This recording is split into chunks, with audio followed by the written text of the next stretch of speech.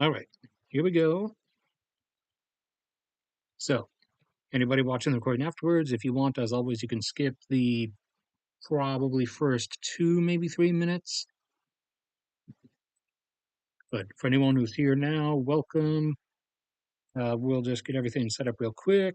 Start by muting myself, going into the control room over here.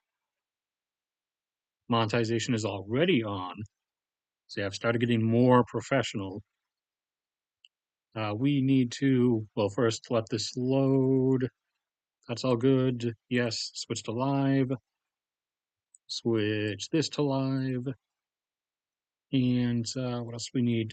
We need Epic Pen. For anybody who does not just streaming, but videos or anything where you want to be able to draw on the screen or like draw over things that you're doing, this software that a lot of people use is called Epic Pen. It lets you do that stuff. So if you just look up Epic Pen, obviously download the free version. There's paid versions that offer more features, but the more features that they offer are not really all that much, or at least not enough to make it worth paying for. And adopt the cats or financially support the cats instead of me if you can. Bookmarks. All right, here we go. And what else do we need? Google Earth, as always. There we go. And just before we start, while people are still arriving, for anybody who didn't catch it or didn't catch the latest oil production levels video, if you go under the description of any video from like the last 6 months or the last year or so, and you go down here, there's a link as always to the PayPal, Patreon, and then there's the photography Instagram, and this one, the free access data drive, where I am constantly uploading and updating all kinds of graphs and data sets and everything that is free to access and use for anyone. No paywalls. Close that. But if you guys saw the latest one, the latest video or oil production levels video, you'll see that not only have I extended everybody back as up to or as far back as 1980 in most cases, or in cases like, say, Vietnam, as far back as their production startup goes, because they started in around 87. But as you can see, the fact that Vietnam's graph is here now, I now have added the graphs that I still had not done yet. And for the post-Soviet republics, a lot of them don't have viable data going back further than 85. I guess they just didn't. All of them, Russia was the only one they considered important enough to actually keep specific data pre-85, apparently. If I can find them elsewhere, then I'll extend them back as well. But you got Vietnam now, we got Turkmenistan now. Who else did I add? For Indonesia, finally. So, as I've said, I am constantly expanding and adding the things that I have not done yet, and will continue to do so, not just for oil production graphs, but for all the other stuff that you can find there. But, anyways, to start off with, the number one thing going on is the oil price crash from the stream's actual headline. So prices were already down to undulating around 70, and now in the last couple weeks they have for the last couple weeks they've been down around 60 ever since all of the giga tariffs started rolling out, introducing the market to fears of reduced demand from global recession. And the OPEC members, the ones that still are in OPEC as of this moment at least, uh, or at least the ones that are still in OPEC that were not producing at their maximum capacity, because not all of them were really obeying the production cuts entirely. The only ones that were really following Saudi Arabia's orders anymore were Algeria, who kind of gave hints that they were about to stop anyways, and Kuwait. So at this point, it was about to be only Saudi Arabia and Kuwait still actually following the whole regime. So even if they hadn't decided to end the cuts a few weeks ago, it at this point, when it's down to just two members that are really following the rules, it's not actually like a real group anymore. It's just a facade at that point. Or at least I hope you can understand that it would legitimately be nothing more than a facade. So part of the other reason prices plunged was that OPEC agreed to start incrementally raising production.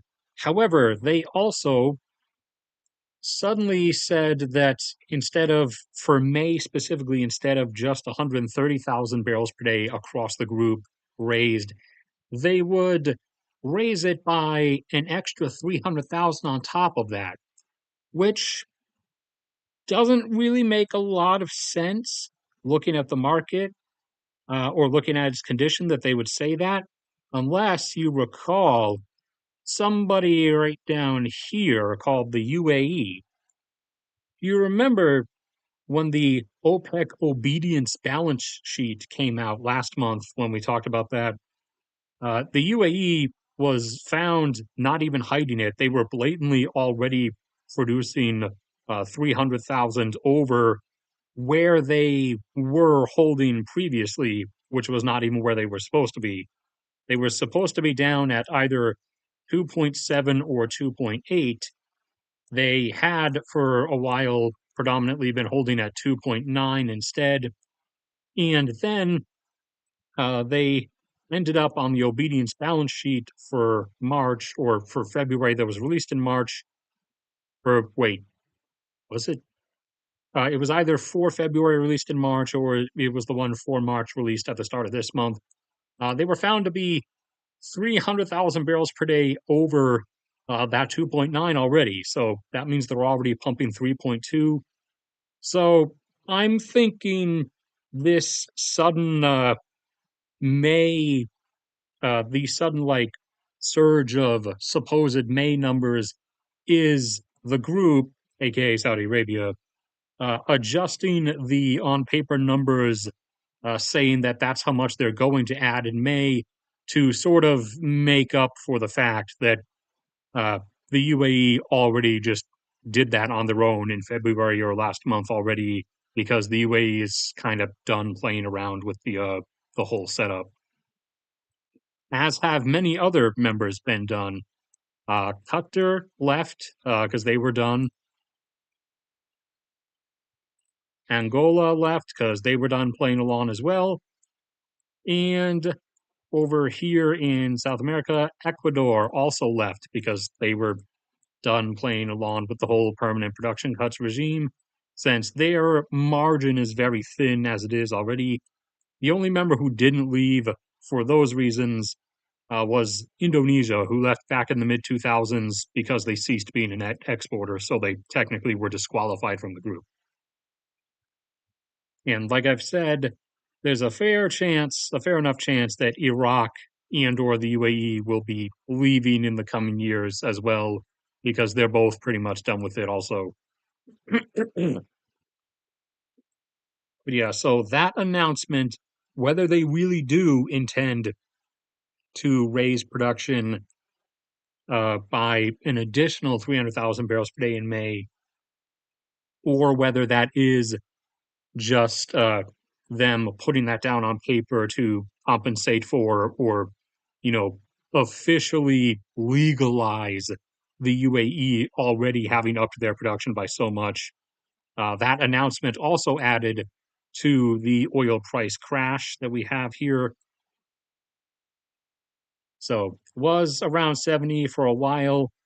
and now it's down to around 60, fluctuating occasionally below 60, which is below a number of break-even prices. Hold on, reset this. That is below shale's break-even price. Most shale is within the U.S., obviously, and most of the break-even price for shale in the U.S., for shale oil, that is, that's the reason why I'm not circling the Appalachia shale, because that's predominantly natural gas. For shale in the US now, since US shale is so developed and played out at this point, is around $65 per barrel is the break-even price. So just today, the companies announced that they're going to, at least temporarily, they said they're going to take it a week or two at a time. And each week or two, they'll make a new assessment and decide whether to further prolong things. They said they're about to halt uh, expansion of drilling operations for the time being because it's definitively now below their break even. It's also below below the tar sands break even for the surface mining ones, which require in excess of $70 or $80 a barrel. But that's not where the majority of it comes from. The majority of it is from the surrounding area and is the steam lifting stuff underground or in situ development. And that, thanks to further technological developments over the course of 20 years, has been very gradually, like a very gradual slope, been pushed down from 70 plus down to about 60 for its break even. So for the underground portion, which is the majority of it now, that is at the break even. But for the surface mining portion, that is now below that break even as well. And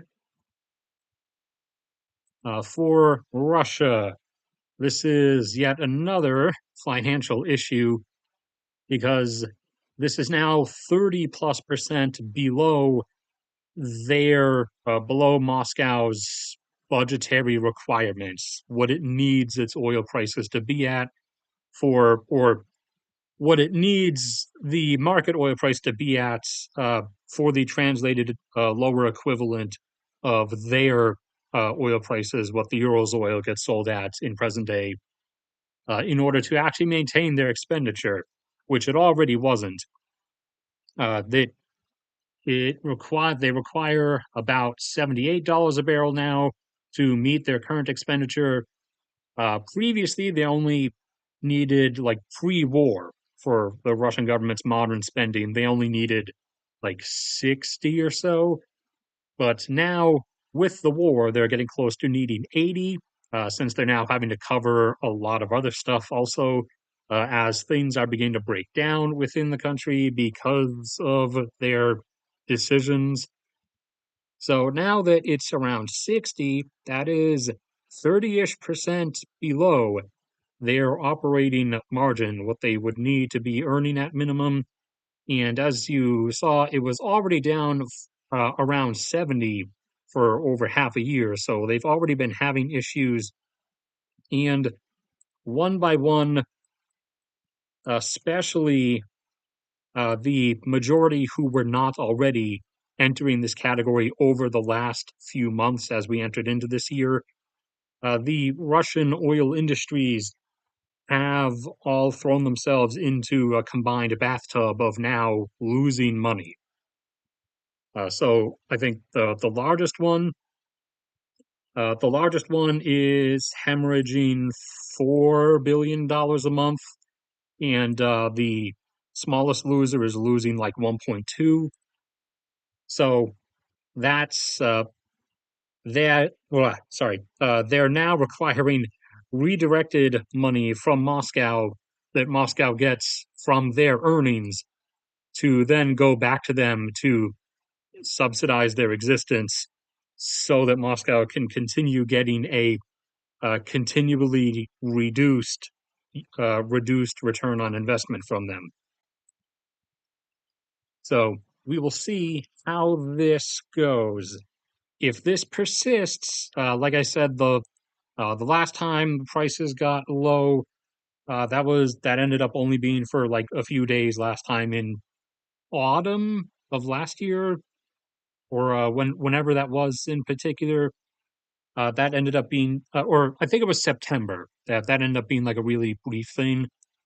This has been ongoing for like 2 weeks now, and even with Trump doing the whole pause on tariffs, there's no pause on China.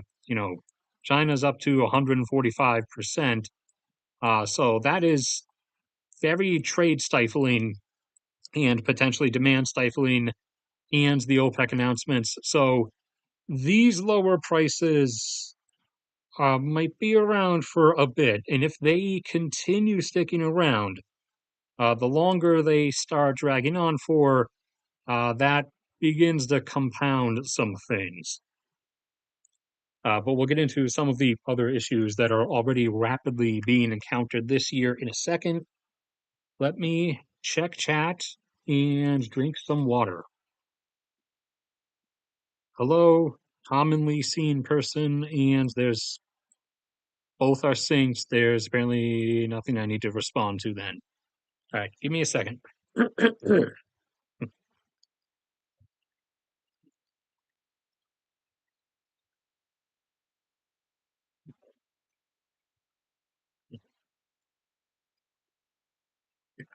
So,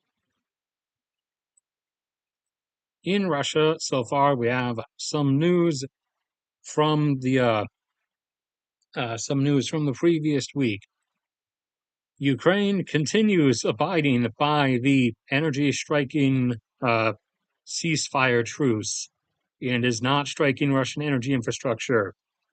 Meanwhile, Russia continues to launch or no longer cruise missiles. Now they're North Korean ballistic missiles, because Russia has pretty clearly run through its on-hand reserve of cruise missiles that it can afford to part ways with.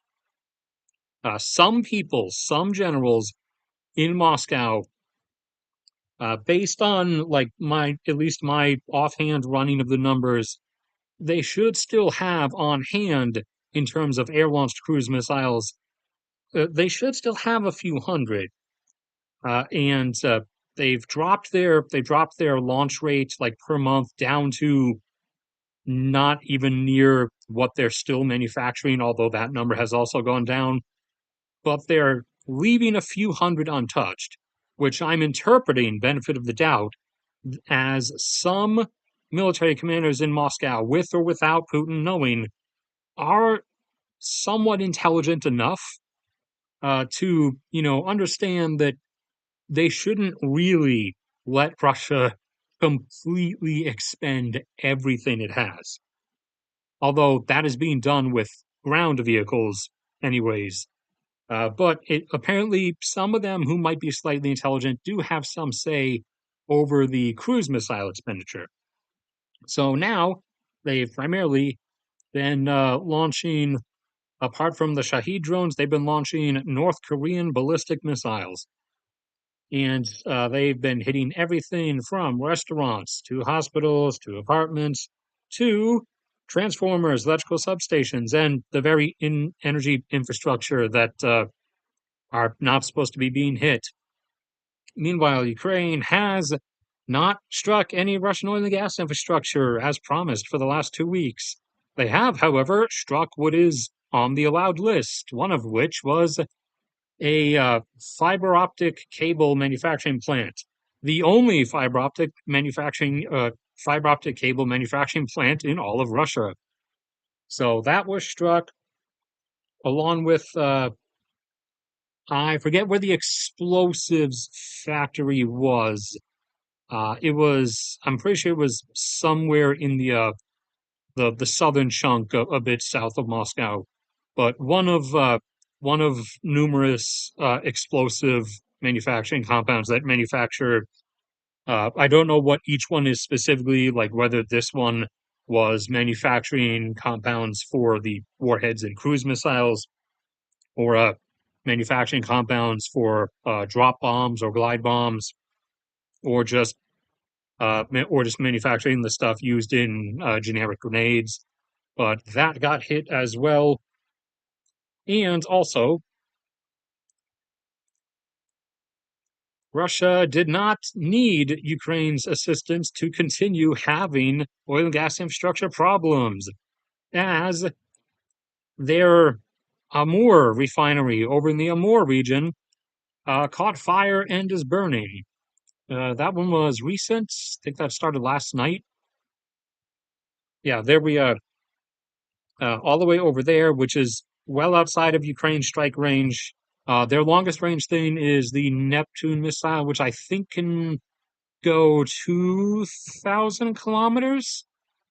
No, the Neptune is 1,000. It's the enhanced like Beaver drones can do up to 2,000. But Amur is well beyond that range. So this is just negligence or failed maintenance accrued over time.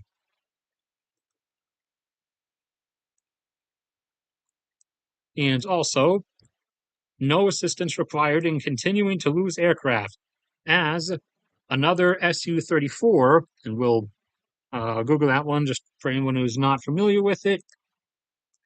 The Su-34 is kind of the other half of Russia's equivalent to the F-15, as the F-15 is both the U.S. F-15 is an air superiority fighter, and also does a lot of ground attack, bomb dropping. The MiG-29 is the Russian, or rather Soviet version of an air superiority fighter from the same time frame, while the Su-34 is the high speed ground attack version. So the Russian equivalent of the F-15 is actually sort of split into two different aircraft. They lost another Su-35, at least temporarily. Don't know how bad the damage was yet, but while in flight, this is the one, yep. While in flight, the canopy just shattered, and they had to make an emergency landing, which probably damaged the aircraft to some extent. Key factor in this one is that both crew members were seriously injured, which means at the very least they're not going to be available for combat missions for some time. And also, somewhere, I believe it was up around here, whether it was being used for something specifically or it was just being moved from, like, I don't know, one base to another to then hop from another one down to another Mi-8 or Russia's common transport helicopter. Another one of those crashed. That was actually a few weeks back, but there was not confirmation of it until recently.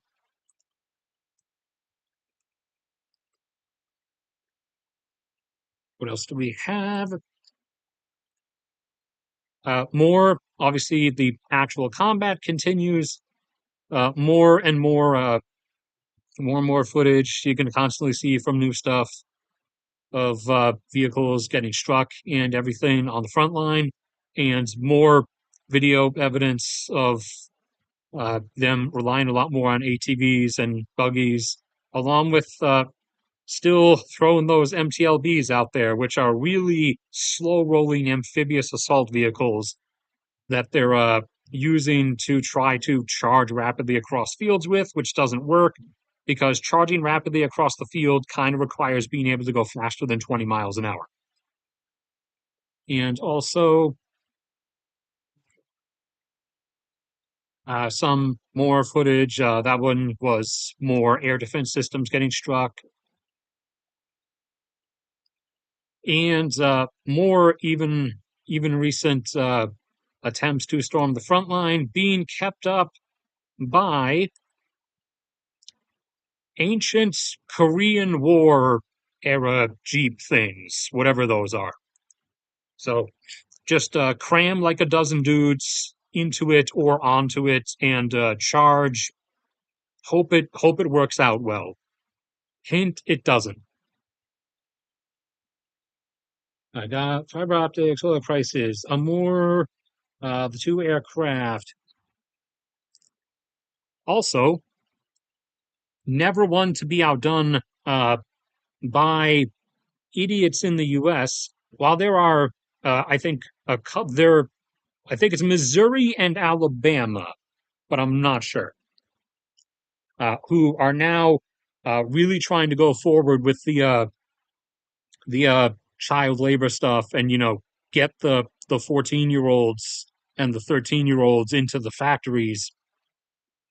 Putin just uh, Putin just lowered the age in Russia, the legal one at least. I'm sure there was underage stuff going on everywhere already to some extent, but now Russia nationwide is going down to 14 as a like work limit, including like hard labor.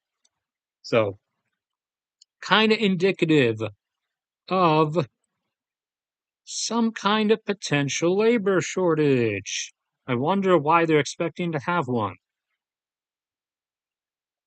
Uh, let's see. And the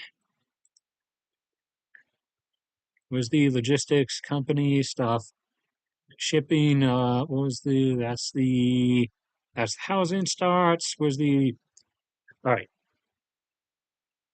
So, uh, cargo industries, freight shipping companies, logistics, transport industries in Russia over the last few months since the start of this year, 20% of them have shut down, gone out of business from a number of factors. As pointed out by Stamarov or whoever is, economist business bro's name is, Moscow, in order to, keep up the facade of having a perfectly fine economy so that pro Russia people in the West can constantly come on Twitter and point at Russia and say, look how awesome Russia is doing. Turns out Moscow has been constantly sort of ordering, aka threatening people to keep their prices low, deliberately, manipulatively, even when they would need to be higher to meet bottom lines. And that has really damaged the freight shipping companies, seem to be one of the hardest hit. And so they were kind of making up for their losses by taking out loans, obviously, which, as you know, now have a 21% interest rate on them in Russia. So that's kind of didn't work out all that well. And over the first few months of this year, 20% of the logistics and shipping companies in Russia have now gone under. Meanwhile, because of, if you want further hints at inability to meet budgetary requirements, we already mentioned back at the start of the year how the government had just abruptly cut the rail network's funding in half out of nowhere.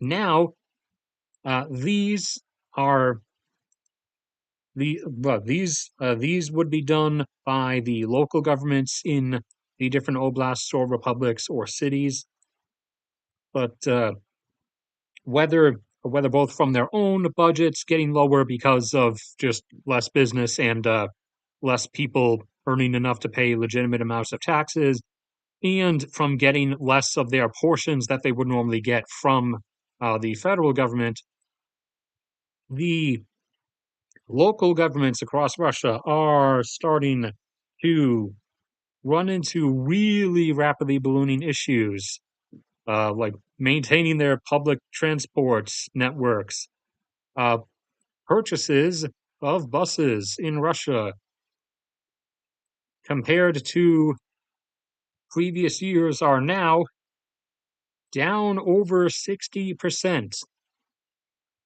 Most of the drop occurring again within the last few months. So maybe they're like fine with most of the other stuff. They're probably going to try to avoid cutting funding to water services and electric services. They'll probably save those for last, obviously. But the public transportation networks seem to be the first thing they're gutting to try to cut back. Whereas the Trump team in the US wants to rip away the education funding. That's going to be awesome. But these, like I said, are at a local level for the bus system collapse. The rail network is primarily done by the federal government in Russia, and that had its budget immediately cut in half at the start of the year. Now, for trucks, for freight vehicles in Russia, again, tying back to the logistics companies thing, uh, apart from just the 20% that went out of business, who thus cannot purchase anything anymore, you also have those that are trying to just run with further and further older vehicles and not buy anything new to try to save their margins, since they're still being ordered from Moscow to keep the prices for their shipping contracts low and affordable. Sales of new trucks are now down over 50%, most of the drop being over the last few months. Sales of over into the average Russian sector, sales of cars are now down by over a third. And sales of phones are now down by 20%. Again, predominantly in the last few months. So is this quote unquote it? Has it begun? Maybe, I don't know. Need to watch it for a few more months to see. Also, like I said before, end of summer this year would be when Russia starts running at the limit of all the ancient vehicles and stuff that they can still keep pulling out to throw at the front line until things would start, at which point things would start breaking down into literally just an army of mopeds and motorbikes. At which point, that would, I mean, if everything suddenly just stopped then, one way or another, that would ironically be a perfect timing of attention switch, because fall is when China has to do the Taiwan invasion, whichever year they choose to do it. So if they choose to do it this year, for example, it would have to be in fall of this year, because that's when the waters in the Strait of Taiwan are the calmest, and thus the journey across those waters would be the shortest, meaning that instead of 10 hours, their vehicles crossing the strait, their amphibious landers and everything, and all those mega ferries that you saw would only be subject to precision targeting munitions raining down from the sky for 6 hours instead of 10 or 12 hours. Still would honestly, obviously, probably end in the same devastating way, but, it's still better than the 12-hour option. So that is that arrangement of things thus far. Let me sip some more water and check for you guys. There are no you guys, except for letter N bro here. The Middle East is continuing to, oops, I have to be on the mouse to be able to draw the, switch things around. Buildup continues. U.S. has shipped additional air defense systems to Israel, more than likely expecting a retaliatory attack from Iran against Israel, even if Israel does not participate in the potential bombing campaign against Iran, even if it's only the US that does it. suspecting probably that Iran will still launch stuff towards Israel anyways. Iran has also said that they will literally just launch stuff at everybody and cripple Gulf oil production as a retaliation if the U.S. attacks, or if Israel attacks, or if both attack, both of which may happen, either or, and as Iran has been given a deadline of apparently May 1st, with sayings from the U.S. administration that it might be mercifully extended, uh, what conditions that would require or extended until what time, I don't know. But May 1st is the apparent deadline for Iran to agree to give up its nuclear program entirely, or else Trump Trump says that we're going to start bombing everything, predominantly the nuclear sites, and most likely what remains of Iran's decrepit air force as well, I would suspect. And I really, at this point, doubt the IDF would pass by the chance to also just target anything and everything they can get their targeting sites on, since they're already doing that in Syria,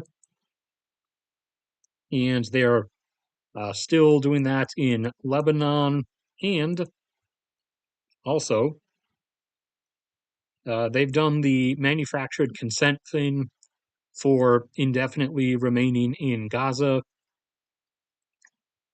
as they moved a huge amount of force back in recently, despite having previously said that they had effectively defeated Hamas. They now, just either last night or the night before, suddenly said that uh, Hamas is actually back up to 40,000 members, and I guess supposedly magically got munitions and rockets again somehow, despite the whole region being blockaded. But Hamas magicked up 40,000 new dudes, according to an IDF report, despite previously claiming that they'd wiped them out. But 40 new dudes came out of a video game spawner or something, I guess. So, manufactured consent for indefinite stay, which will inevitably lead to annexation. With Netanyahu visiting the White House, Trump did another speech recently about how they need to get them out for their own safety, which means ethnic cleansing or expulsion.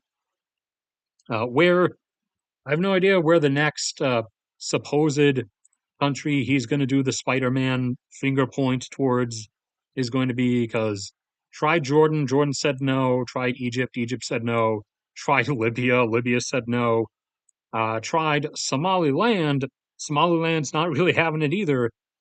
I don't know, maybe he's going to point at Turkey next and say that Turkey agreed to it or something, but definitely going to keep running through that flip-flop. As for and additional to the original point, additional forces keeping brought into all different locations across the region, more F-35s, A-10s,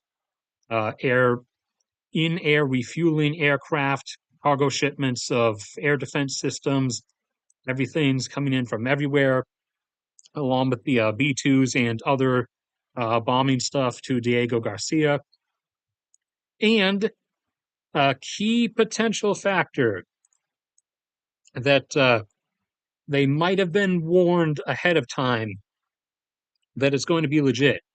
France has withdrawn their CDG carrier, super carrier strike group from the region. They've withdrawn their carrier group and are pulling their forces out of the general area. So either they were told point blank that it is going to happen, or French intelligence, French military intelligence, reasonably suspects that it is actually going to go down. Whether it starts next month in May after the nuclear deadline passes, or whether the nuclear deadline gets, extended a few times along the road, and then things happen. It seems, at the very least, at least France, whether they were told so or whether they just suspect so on their own, they seem to believe that it is actually going to happen. So they're vacating the region preemptively. Now we'll have to wait and see. Like one other further indicator, the one other group that primarily has forces in the area is the UK. So if the UK also suddenly pulls itself away, then that would probably be like a extra nail in the coffin regarding the actual question of whether it is going to happen or not. Now, obviously, that's not a requirement of an indicator. That would just be a further indicator. And also, we have caught now a number of shipments coming across the Iranian border into Iraq of them trying to ship their various militia groups throughout the region. A number of their like truck launched cruise missiles. So they're trying to get some stuff out of country to make sure there is still a retaliation option available to them, and also they're setting up these groups to be able to use those to retaliate against whoever they then tell them to, whether Israel or whether US bases in Iraq and Saudi Arabia or wherever they then tell those groups to launch to. So all of that is continuing. The buildup continues. The seeming intelligence anticipation that it is legitimately going to happen is now starting to become known. And let's see. The one other big thing, before we'll do some smaller things, and then I'll end it in like, I don't know, 15 minutes maybe, so I can have time to go walking around picking up trash. Venezuela has started mobilizing its military, not that it really has one, but it started mobilizing its military towards its border with Guyana again, this time in a bigger move than they did previously when they ended up backing down. Uh, this time, it's kind of hilarious. So previously, they were they seemed to be trying to go with the narrative of the Essequibo region belongs to them, and that oil and gas exploration in Guyana was a U.S. invasion.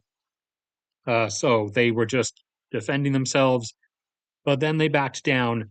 This time, however, as they are mobilizing their forces, the reasoning behind it is kind of hilarious. So they have said that, again, this is self defense. They are reacting to Exxon Mobil, who is apparently, according to Venezuela, preparing to, I guess, attack and invade Venezuela. The country of Exxon Mobil, with a military that it totally has. Now, does Exxon Mobil have mercenaries? A heavily armed security force? Yeah, it obviously does. Most multi-hundred-billion-dollar corporations do. And ironically, and this is probably what Venezuela's going to say as their like evidence, ironically, does ExxonMobil have a decent chunk of its like available mercenary security force in and offshore of Guyana? Yeah, it does. I wonder why. Why would it possibly have a decent chunk of its, private security force in that region? Out of all the places it operates, why don't they have like, most of their mercenaries, out in I don't know, the Permian shale field? That place is full of threats.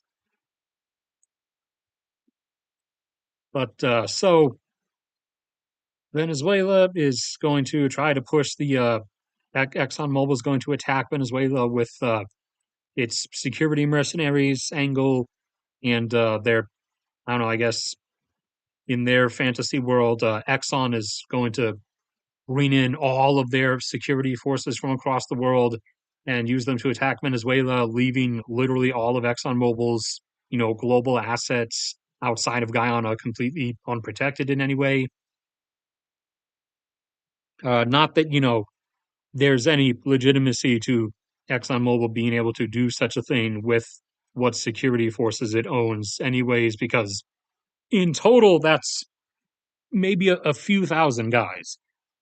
They're guys that are armed way more than like a mall security guard or mall cop might be. They have military body armor and assault rifles and in some cases even flashbangs and grenades and everything. They're the guys you see on if you see footage or photos from failed piracy attacks on oil tankers sometimes you see actual guys that look like they might be semi quasi military personnel in blurry photos on the decks of oil tankers, pointing guns down at the pirates who are taking the photo. Those are oil company security forces, which are usually some kind of paramilitary mercenary group that they've contracted out, which are, fun fact, technically still illegal to have on vessels at sea. But literally everybody, even North Korea, ironically, is on board with us and the rest of the world on this. Literally everyone has agreed to just completely disregard that law because of the whole international piracy issue. So it's still a law on paper that shipping vessels, oil tankers, and everything are not allowed to have any form of like armed personnel of any kind on them, but no one actually follows that anymore. Not since the whole Somali piracy wave back in the late 2000s. So Venezuela is gearing up for it again. Will they actually do it this time? I don't know. I'm thinking. I'm thinking they still will probably wait. Like they'll probably want to wait until they have a less of a non-existent chance. Like once the Taiwan stuff starts and a huge chunk of U.S. stuff is down there across the Pacific, then they might go for it in that moment, thinking that that will be their best opportunity. It still won't work because Venezuela doesn't have a military of any kind, really. They have dudes, like their military, as seen, has consisted of dudes in ski masks, wearing camo and driving around in jeeps, kidnapping random protesters. They can't even afford to maintain their small Air Force fleet, and they have a Navy, quote unquote. We'll put some quotation marks there. They have a Navy that consists of small speedboats that are basically the same thing that most Coast Guards use to like intercept drug runners. So the fact that Guyana is right here in our lawn zone, and the fact that Guyana is now a major up and coming oil producer to us and associated friend groups, yeah, this is not going to be allowed to happen. And even with huge chunks of forces like elsewhere in other regions, this would be like zero effort to crush this whole thing when it starts. But Maduro is still going for it anyways because when autocrats start their like down spiral, this is what they end up doing. Sometimes it's something they really do like ideologically want, like how Xi Jinping wants Taiwan to be brought back to China. And other times it's and how like Putin is ideologically obsessed with recreating the Russian Empire.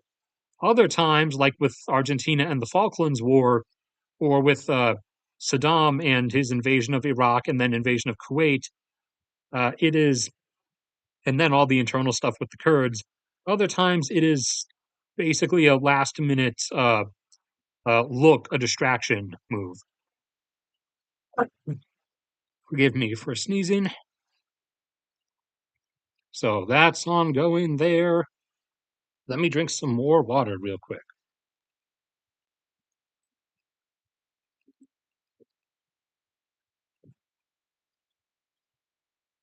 Anything else from anybody? Oh, we got one other talking person. Let's see. Couple other things before I shut it down and go out to pick up garbage. Pakistan has once again insisted that they are going to mass deport the 3 million Afghan refugees who live in the country. And once again, this is not going to happen. They tried this before. They said they were going to do this 2 years ago, back in 2023. And they found out, just like the right wing in the US is finding out, that mass corralling and deportation of people numbering in the millions is logistically not a thing.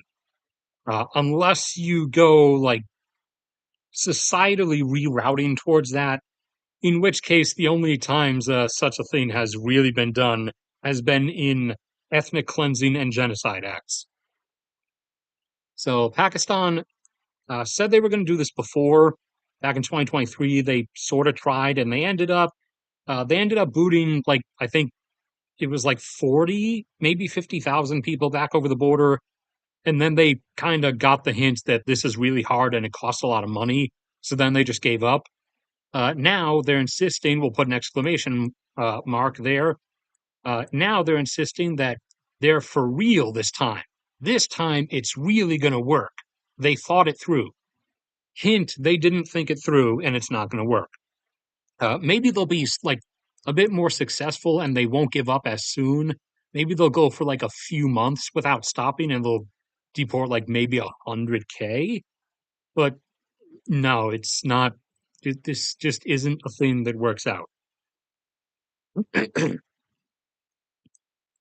But it is a thing they are trying, and is also, uh, if they actually did that, if they went the whole like organized human corralling ethnic cleansing route, that might also be like a instigator thing that then sparks Afghanistan to further its like border attacks that it's been doing, because Afghanistan has been constantly, or the Taliban has been constantly attacking random portions of the Pakistan border in what I think, this is my human psychology introspection, I'm pretty sure the Taliban really psychologically cannot, like, they just can't live without being in some sort of like jihadist struggle.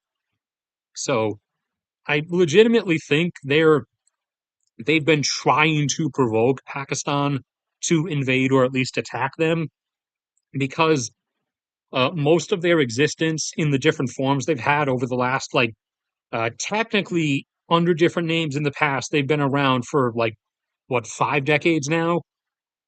They've always been fighting against someone, and now they're not really fighting against any big enemy.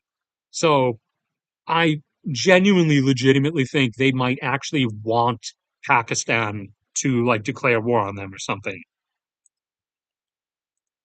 But Pakistan's bigger concern is instead up here in their Himalaya area, because India wants to renegotiate the treaty, which says that the majority of the Indus River that flows down through Pakistan.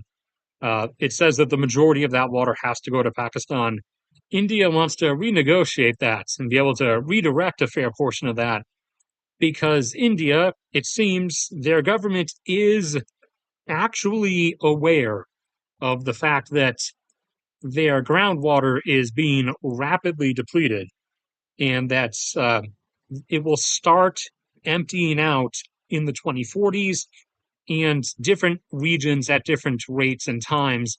And over the course of the 2040s up through the 2060s, will be reaching negligible returns, at which point that would curtail their agriculture by around 20%, which would mean they would be able to feed about 300 billion people less, or 300 million people less than they currently are. And India is one of the most agriculturally dominant regions on Earth. They are able to feed about 1.5 billion people. They only have a population of 1.4 billion people, which is why, despite having that high of a population, they still are a net food or grain exporter for the moment. Now, obviously, 1.5 billion minus 300 million gets you 1.2 billion in feeding capacity. But this is under their current water supply situation. If they were to screw over Pakistan and divert a huge chunk of the Indus River water, that would mitigate their groundwater depletion somewhat. And not all of it, though, like maybe half of it. Now, if they could divert water from the Brahmaputra over in the east over to the central mainland body of India, that would also help. They would still probably, in the end, after the groundwater runs dry a little bit later in this scenario, they would still end up losing like 10% of their agricultural capacity. However, either one of these, because, China is the one in control of most of the Brahmaputra River and the rivers that feed into it, and they have been damming it like crazy and developing systems and canals and pipelines to divert a huge amount of it away up into China because China's running out of groundwater also.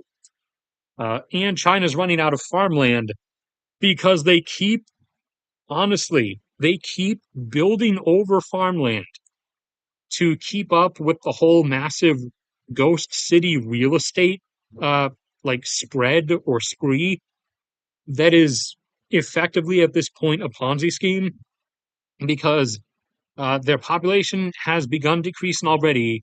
People aren't eagerly going into China, and companies themselves are leaving China to go elsewhere. So the only people who are buying this real estate are real estate people who are still on the China is the next big superpower train, and thus think any and all property in China is eventually going to become super valuable. So they keep buying it. And when those who have held it for a while and realize where this is all going eventually sell it, then new suckers come in and buy it, and the scheme continues.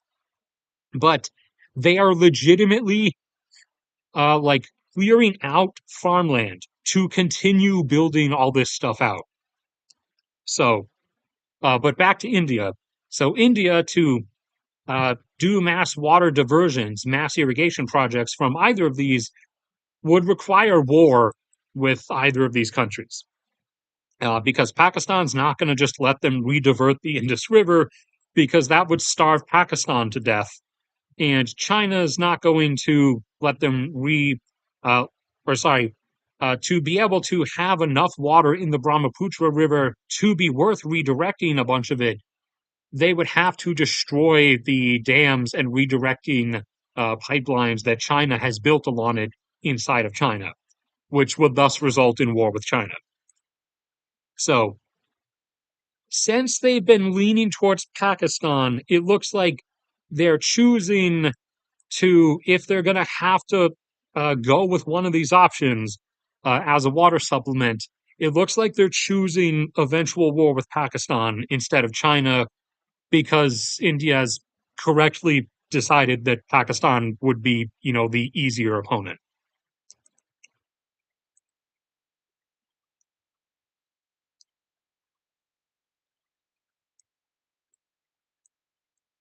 All right. Let's see. That is, I think, it for this time. So, unless we get any questions or super chats or anything from whoever is watching in the next minute or so while I wait for the stream delay, I will be cutting it off here and heading out then.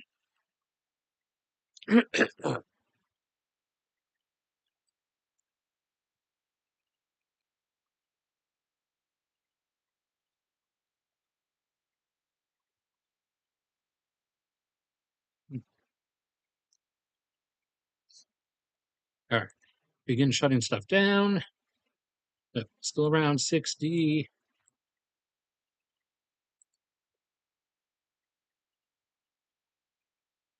Uh, doesn't look like anything else is showing up. Wait, 10 more seconds. That should be the end of the stream delay allowance. All right, we got nothing else then. That is where we're ending it this time. So thank you, everybody.